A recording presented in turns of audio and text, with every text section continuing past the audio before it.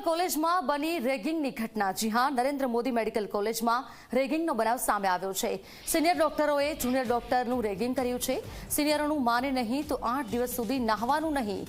એકનું એક પ્રિસ્ક્રિપ્શન 700 વખત લખાવતા અપશબ્દો બોલતા હોવાની પણ વિદ્યાર્થીઓની રજૂઆત છે।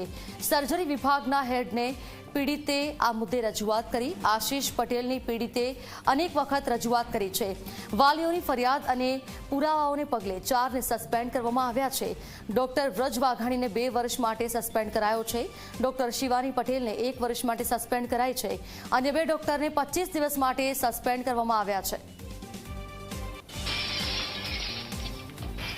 થર્ડ યરના 2 વિદ્યાર્થીઓને એકને 2 વર્ષ માટે, એક વિદ્યાર્થીને 1 વર્ષ માટે ફરજ મોકૂફી કરવામાં આવેલ છે।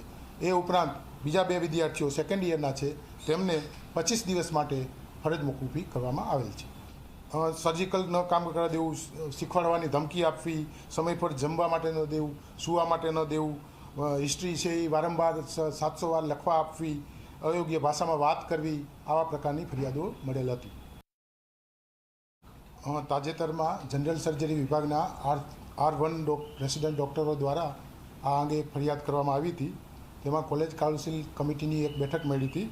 તેમાં કોલેજના તમામ પ્રાધ્યાપકો હાજર રહ્યા હતા, જે તે વિભાગના વડા અને પેરેન્ટ્સ અને જે વિદ્યાર્થીઓએ ફરિયાદ કરી છે તેમને રૂબરૂ સાંભળવામાં આવ્યા હતા, તથા જેને વિરુદ્ધ ફરિયાદ કરવામાં આવી છે તેમને પણ સાંભળવામાં આવ્યા છે।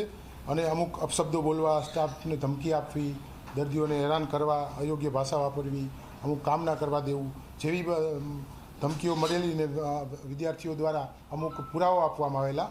એના આધારે કમિટીએ વાલીઓની અને વ્યક્તિગત રજૂઆતો સાંભળી અને આ અંગે નિર્ણય કરવામાં આવેલ છે।